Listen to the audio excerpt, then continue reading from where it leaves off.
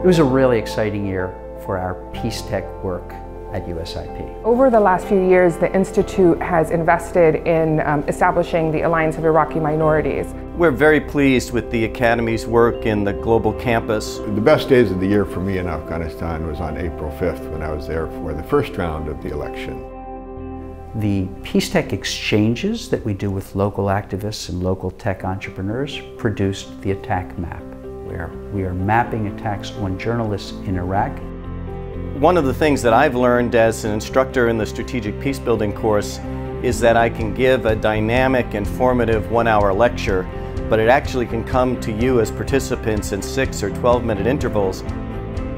Despite the violence in South Sudan, we were able to continue working on a radio program called Sawa Shabab. And Sawa Shabab engages youth on the skills, the behaviors, and the attitudes important to peace building.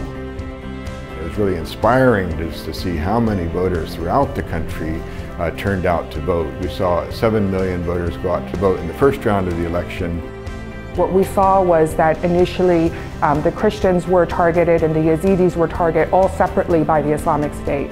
But through the work of the Alliance and through USIP's ability to really help them from governance to programming, they were able to reach out to media, reach out to the international community. Very recently, we held a PeaceTech Exchange in Mumbai, India, where we came across these young girls creating different kinds of mobile apps.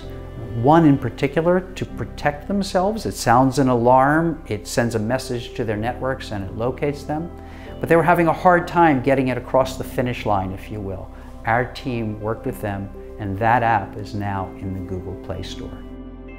In 2015, we're actually planning to expand our work. Our real objective during this next year will be to partner with the government and civil society organizations in Afghanistan to try to move this reform agenda forward.